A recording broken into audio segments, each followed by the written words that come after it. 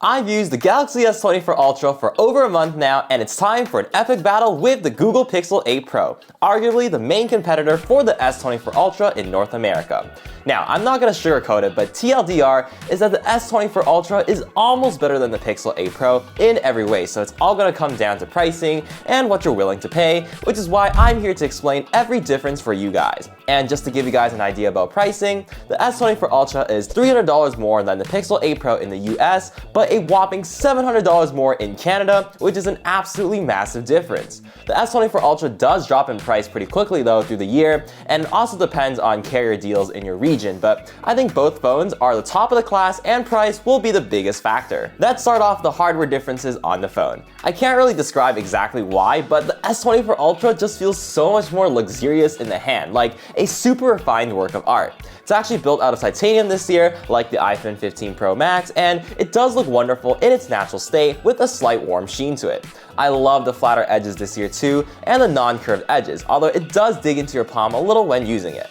I also personally like the flush camera design as well because if it ain't broke, don't fix it. What's not flush at all is the Pixel 8 Pro's massive camera bump, which basically is like the notch to the iPhone. It gives the Pixel a really bold identity, but somehow manages to look soft and inviting with its super rounded corners. Not to mention, it makes the phone more comfortable to hold, especially being almost 20 grams lighter. Samsung does strike back with 7 color options versus 4 on the Google Pixel 8 Pro though. But here's where Samsung takes things to another level and really outshines the Pixel 8 Pro, quite literally, the display. Google already did an incredible job with the Super Astro display that goes up to a peak brightness of 2400 nits on the 8 Pro, and at that time, it was the best display I've ever seen, but Samsung doesn't play as they are indeed the #1 manufacturer of the displays, and they hit back with a whopping 2600 nit panel across all S24 models. The thing is though, that's not what's impressive. It's the new Gorilla Glass armor that not only protects against drops and scratches better, but cuts down light reflectance by about 75%, which makes a huge difference. When I first got my hands on the S24 Ultra, I actually forgot about Gorilla Glass armor and couldn't figure out why the panel looks so good at every angle. It's incredible at blocking reflections, and it just makes a massive difference. Not to mention, the display is flat now, so the bezels are symmetrical and ridiculously thin, and just looks much more classy than the Pixel 8 Pro's display, although it is still at the top of the class. Under the screen is where there is another difference, the fingerprint scanners. Google has done an excellent job at improving their optical finger scanners since the miserably failed Google Pixel 6, and it recognizes my fingers in every condition, the majority of times. The ultrasonic sensor on the Samsung though is just better technology as it's more accurate even when your fingers are dry or dirty, and a tap is all you need to unlock the phone.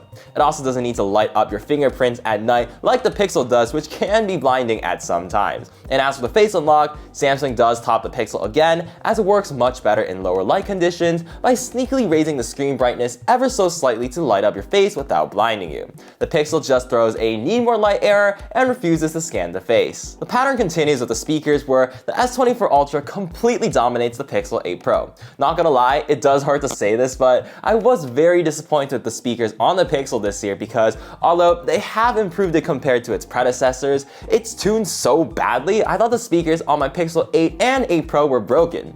It's tuned to be too warm, it doesn't have a lot of punch in the bass, and the vocals are just so lacking and artificial sounding, almost like the phone is underwater. The S24 Ultra, on the other hand, sounds like you're wearing hearing aids after listening to the Pixel 8 Pro. I can happily say that Google did improve the USB-C port for wired listening to match Samsung's port, as with the headphone dongle and my planar magnetic headphones, the Pixel 7 was not able to power the headphones enough and did have a significant loss of detail. Samsung again does have a better USB-C port because Google for some reason doesn't support display out, which means that AR glasses and monitors don't work with the phone.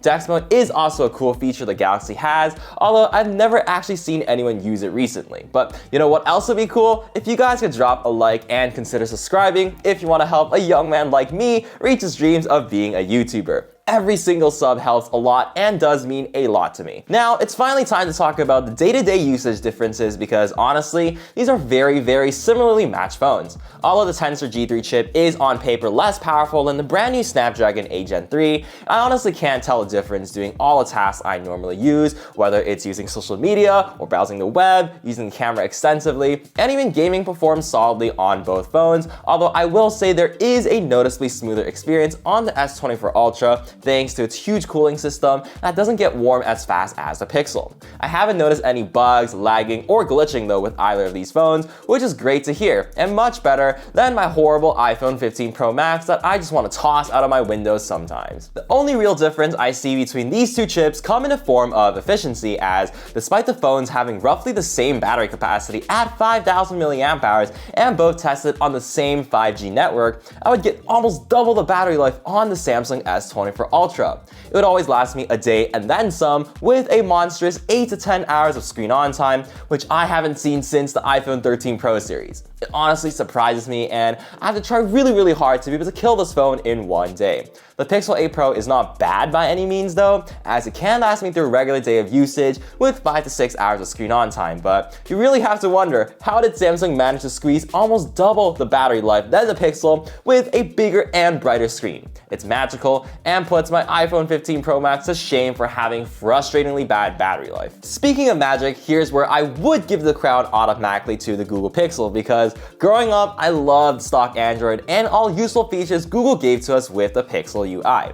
Underrated features such as being able to access the search bar when you open up the app jar, being able to screenshot or select any text and image that wouldn't be able to be selected in the app through the Recents app view, call screening to block those annoying random scam calls that I seem to be getting every day, Now Playing, which tells you what song is playing in the background, and my favorite feature, voice dictation, which is incredibly cool. With this special voice dictation feature, Google is able to make transcriptions incredibly fast and accurate and offline. It can even fix grammar mistakes, do auto punctuation, and even send by voice. It's because of features like these that I usually choose the Pixel as my Android phone of choice despite the less premium hardware. But this year, Samsung has honestly surprised me with their new Galaxy AI features, and I've closed the gap for software. My favorite feature by far, and my most used feature ever, is Circle to Search, which is mind-blowing. Basically, a simple tap and hold of your home button allows you to circle, tap, and underline anything on the screen to search up anything on Google. It even works within the camera app, which is like a super-powered Google Lens that just works way better. And just like the Pixel, the S24 series can now also do voice recordings with transcriptions, text messaging with instant translation for both sides, Note Assist, which can automatically summarize lengthy notes for you, and even cooler, translation during phone calls, which means that you can actually have a conversation with someone that speaks a totally different language than you. It's all about AI in these coming years, and Samsung has a very good start with this phone release, and I'm honestly really excited to see how Google fights back this year. And lastly, ending off with the cameras, in which you honestly can't go wrong with any flagship these days because they're just so similar. Starting off with just regular point and shoot photos, they're honestly almost identical, with the only difference being more vibrant colors on the S24 Ultra and slightly sharper photos with a little bit more detail on the Pixel 8 Pro. I like how there are a lot more variety of portrait zooms you can use on the S24 Ultra though, compared to the measly 2 on the Pixel 8 Pro, meaning that you can take advantage of some nice looking bokeh at all focal lengths on the Samsung. Selfie photos are also the same story, but I prefer the warmer tones on the S24 Ultra versus the over-sharpened look on the 8 Pro. And lastly, for night photos, I think the Pixel does have a slightly better look to it, as it doesn't have this weird green tint like on the S24 Ultra, and the photo is just a little sharper and cleaner as well. This actually translates to shutter speed as well, because if you're taking photos of fast-moving objects, the S24 Ultra still has just a slight bit of shutter lag, in which the Pixel has a face unblur feature that never gets you blurry faces. Just something to consider if you have kids or need to take sport pictures. And as for software, the S24 Ultra has fought back with their own version of Magic Editor now, which is very similar to the one on the Pixel phones, but the Pixel still wins back with so many more useful camera features like Real Tone, which aims to represent skin tones of all people, specifically those with darker complexities, to be as accurate and natural as possible. There's also Top Shot, which takes a few frames before and after you hit the shutter button. This is very useful because if there are any moving objects that become blurred, you can actually just select the frame at the exact moment you want. There's also Photo Unblur, where you can just fix any of your old blurry photos with just a tap of the button, and it actually works surprisingly well. And finally, Best Take, which aims to replace the faces of those who don't have the best pose in that particular photo by checking other similar photos taken at the same time. It only works if you take multiple backup photos though, but it works quite well in a pinch. But yeah, as you can see, the Google Pixel 8 Pro honestly wins the better camera for me than the S24 Ultra. And that's a full comparison of these two phones, as it's pretty clear that the S24 Ultra is just ever so slightly better than the Pixel 8 Pro in every category but the cameras. That being said, the phone you should go for is honestly what you can afford, because I think both flagship phones are honestly fantastic already, and you can't go wrong with either. It really depends on the region you're in for pricing, and also what sort of carrier deals are being offered at the time. But let me know what you guys think about these two phones down below, and which one you guys would choose if you had a chance. If you guys also have any questions, let me know down below, and I'll try my best to get back to you. And lastly, if you enjoyed this video and found some good insights from me, make sure to smash a like and subscribe button, in addition to checking out some of my other awesome content. And with that, have a great one guys, and I'll see you guys in the next one.